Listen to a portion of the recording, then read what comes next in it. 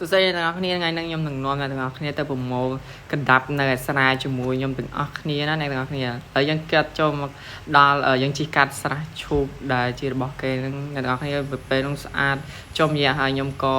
បានកាច់ការឈូកមួយអីចឹងទៅហើយកាន់មកដល់នេះអត់ដឹង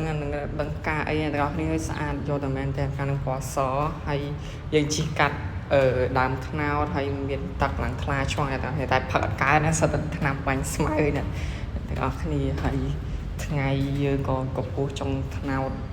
មកពីចប់បានចូលនេះគឺជាស្រែដែលអត់ទាន់ទុំហើយនឹងនេះគឺជាស្រែគេដែលទុំហើយស្រែហ្នឹងវាត្រូវជាប់ជាមួយស្រែ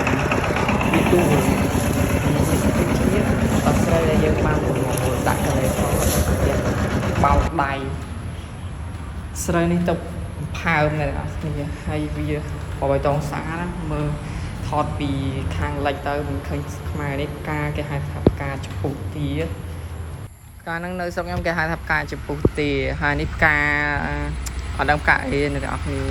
ដល់ពេលល្ងាចយើងធ្វើការស្ទូចត្រីស្ទូចត្រីតែស្ទូចអត់បានទេបានតែក្តាមវាអស់អញ្ចឹងស្ទូចត្រីតែវាស៊ីតែវាបានក្តាមមួយហើយយើងក៏បានដឹកគោយកមកចងអានេះសកម្មភាពតាំងពីពេលល្ងាចយើងដឹកគោយកមកទឹកចងដើម្បីឲ្យវាស៊ីស្មៅហើយស្រែតែគេនេះថ្ងៃមុនហ្នឹងគេច្រូតម៉ាស៊ីនដដែលហើយនេះគោរបស់យើងគោរបស់ខ្ញុំមានចំនួន4ហើយពូជធំ2ហើយនិងពូជតូច2ហើយនេះគឺជាសកម្មភាពដែលខ្ញុំស្ទូចទៅវាបានក្តាមអញ្ចឹងណាបងប្អូនមានតែប៉ុណ្្នឹងបាយ